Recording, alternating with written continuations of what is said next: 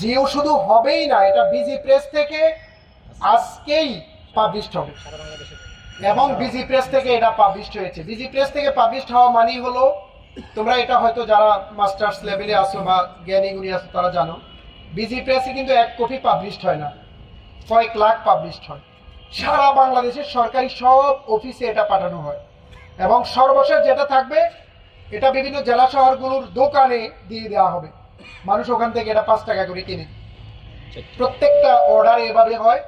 তো busy press থেকে ওই অর্ডারে যেটা লেখা হয়েছে সেটা হলো, যেই ক্ষমতা বলে এই আলিয়া মাদ্রাসার এই মাঠ দখল করে একটা অস্থায়ী আদালত সৃষ্টি করা হয়েছে, লং টাইম আদালত কার্যক্রম পরিচালনা করেছে, ওই ক্ষমতা বলে পরবর্তীতে আরেকটা গেল সপ্তাহে যে তোমরা যে আন্দোলন করেছো, এই অর্ডারটা সেখানে মেনশন করে স্মারক নাম্বার, ডেট এবং অন্যান্য প্রয়োজনীয় সূত্রাবলী উল্লেখ করে এটাকে ক্যান্সেল করা হয়েছে এবং এখানে আর কোনো অস্থায়ী আদালত হবে না, থাকবে না এবং অস্থায়ী আদালত কেরানীগঞ্জে শিফট করা হয়েছে।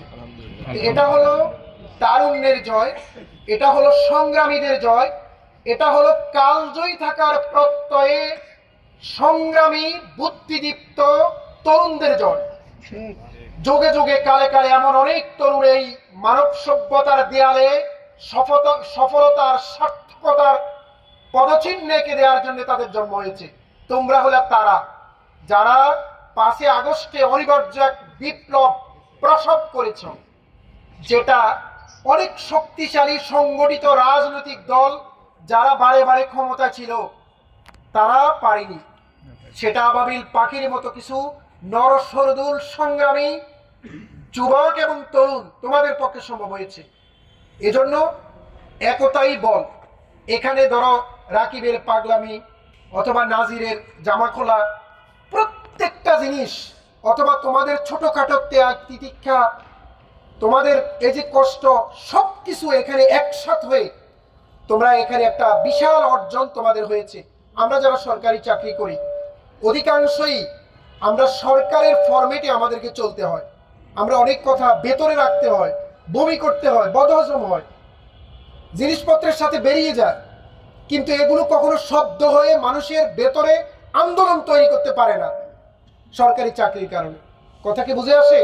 তোমরা মুক্ত, তোমরা স্বাধীন, তোমরা উড়ন্ত পাখির মতো ডানা মেলে এই দেশ, এই জাতি, এই সভ্যতা, এই দেশের স্বাধীনতার সার্বভৌমত্বকে তোমরা টিকিয়ে রাখবে। তোমাদের হাত ধরেই শত বছরের প্রতিষ্ঠিত ঐতিহ্যবাহী সরকারি আলিয়া মাদ্রাসার হারানো গৌরব তোমাদের হাত ধরেই আবার পুনরুদ্ধার হবে ইনশাআল্লাহ।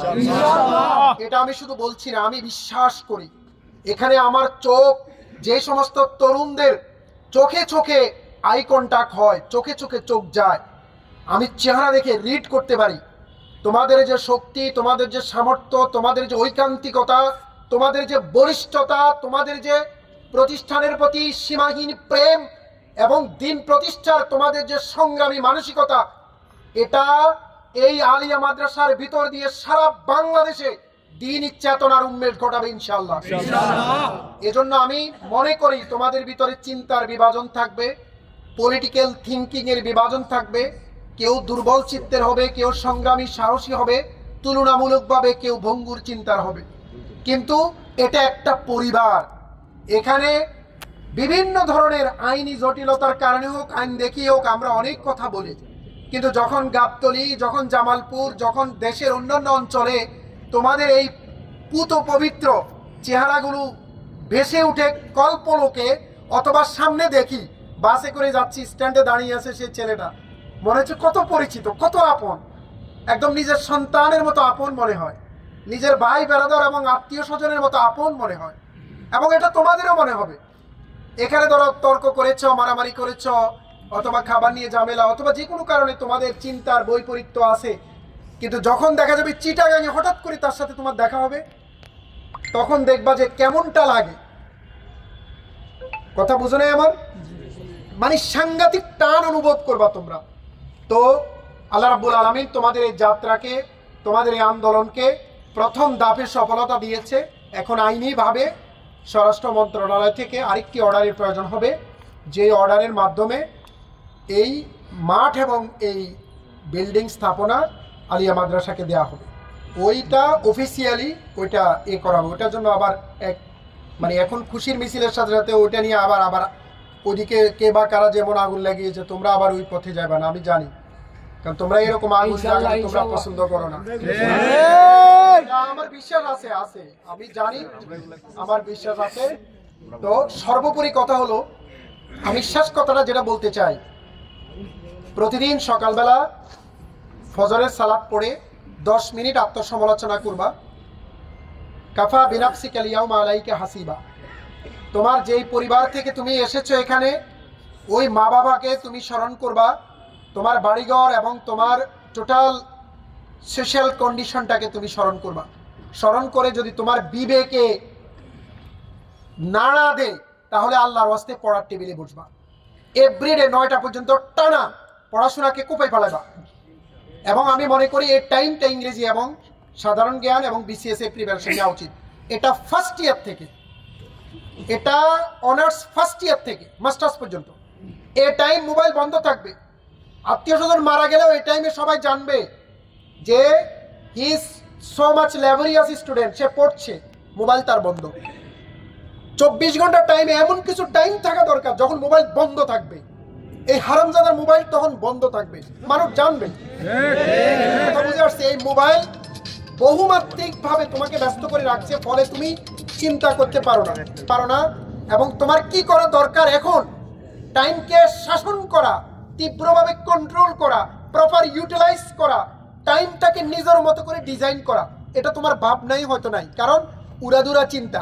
কারণ গানেও তো উড়াদুরা শেখায়, সব কিছু তো উড়াদুরা শিখাতে তুমি কোত্থেকে আসছো, কোন ফ্যামিলি থেকে আসছো, কোন ইয়ারে পড়ো, একটু পরে তোমাকে কোথায় যেতে হচ্ছে, চাকরির বাজারে তোমার অবস্থানটা কি, তোমার কোয়ালিটি কতটা ডেভেলপ করেছে, এই ব্যাপার-স্যাপারগুলো প্রতিদিন ফজরের পরে চিন্তা করবা। মা বাবার চেহারাটা চিন্তা করলে দেখবা যে লাইফ স্টাইল চেঞ্জ হয়ে যাবে। আমি কি বুঝাতে পেরেছি? তোমরা এখান থেকে সবাই বিসিএস হোক, এখান থেকে তোমরা সরকারি বেসরকারি সাহিত্য সব প্রতিষ্ঠানে তোমরা দক্ষতার সাথে গুরুত্বপূর্ণ চাকরিতে তোমরা জয়েন করো। আমরা আলিয়াময় রাজধানী দেখতে চাই। আমরা আলিয়াময় বাংলাদেশের সকল সরকারি গুরুত্বপূর্ণ এই প্লাস ক্যাটাগরির চাকরিগুলোকে আমাদের মতো করে আমরা নিতে চাই। কথা কি বুঝে আসছে? এবং সম্ভব। তোমাদের যে বয়স, যে সময়, যে মেধা, তাকাইলেই ছিদ্র হয়ে যাবে বই। ওই মনোযোগ দিয়ে তাকালেই হবে। আল্লাহ রাব্বুল আলামিন তোমাদের সবাইকে পড়াশোনা, কেরিয়ার, ইবাদত বন্দেগী, খোদাভীতি, উদারতা, পরমত সহিষ্ণুতা, এই মৌলিক মানবীয় গুণাবলীগুলো যেন তোমাদের ভিতরে কাজ করে। এখানে যেন কেউ কাউকে না মারে, এখানে যেন কেউ কাউকে ভৎসনা না করে, এখানে যেন, এটা একটা পরিবার। এই ফজরের সালাত হয়, তোমরা এখানে এক কাতার থাকো। কেন রে ভাই? তালিবুল ইলম, ইলমে দ্বীন শিখার জন্য আসছো। তো ইলমে দ্বীন শিখার জন্য আসছো, তুমি যদি নামাজে না পড়ো। আমি সেই কোরআনের আয়াতটা আবার বলতে চাই। কোরআনের আয়াতে আল্লাহ রাব্বুল আলামিন কি বলছেন? টেনে হেসড়ে জাহান্নামে নিয়ে যাইতেছে। ফেরেশতারা আসন্ন বিপদ দেখে এতটা মর্মাহত, কারণ এখনই তো কোপানো শুরু করবে। তখন বলতেছে, মা সালাকাকুম ফি সাকার, কোন জিনিস এদেরকে জাহান্নামের তলদেশে নিয়ে যাচ্ছে? হায় হায় হায়। ফেরেশতারা বলবে, তখন তারা বলবে, লাম নাকু মিনাল মুসাল্লিন, আমরা সালাত আদায় করতাম না। সালাত আদায় না করলে কাফের হয়ে যায়। সালাত আদায় না করলে, শেখ উসাইমিন বলেছেন, তার কাছে মেয়ে বিয়ে দেওয়া বৈধ নয়, তার কাছে বিয়ে করা অবৈধ।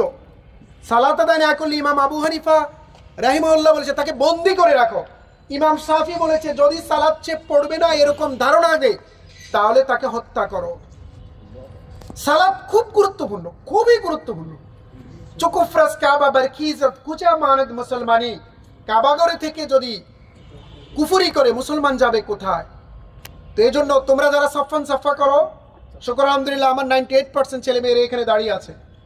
যারা সাফান সাফা করো, সাফান সাফা দাঁড়িয়ে রেখেও সরকারি চাকরি আমাদের হয়েছে, শুকর আলহামদুলিল্লাহ। আমাদের বাচ্চা কাচ্চাও তো হয়, দাঁড়িয়ে রেখে সব কিছুই হয়। তোমরা দাঁড়িয়ে কামাইয়া তোমরা মানে আরশে মহল্লা উঠে যাবা, ব্যাপারটা এরকম না। সবাই দাঁড়িয়ে রাখবা, উমর ফারুক ছাড়া। আল্লাহ রাব্বুল আলামিন সবাইকে আমাদের সবার মাঝে সহমর্মিতা, আন্তরিকতা, হৃদ্যতা বাড়িয়ে দিক, বলো আমিন। এবং তোমরা সবাই ভালো থাকো, সুস্থ থাকো, এবং সবাই এখানে ক্যারিয়ারটাকে ফোকাস করো। ক্যারিয়ারটাকে ফোকাস না শুধু বিসিএস এর সাধারণ জ্ঞানের একটা আজকের বিশ্ব বই আছে, 3 মাস টানা 1 ঘন্টা করে পড়লে এটা 100 বার খতম হবে। এটা 100 বার খতম হয়ে রেখে দাও। সাধারণ জ্ঞানে এমন কোনো কোশ্চেন নেই তুমি পারবা না, 100 বার। তাহলে 4টা যে অপশন থাকবে প্রিলিতে, ওই 4টা অপশন যেটা সঠিক এটাতে তোমার চোখ যাবে। কথা কি ক্লিয়ার? 100 বার পড়ার মতো ধৈর্য কি তোমাদের আছে?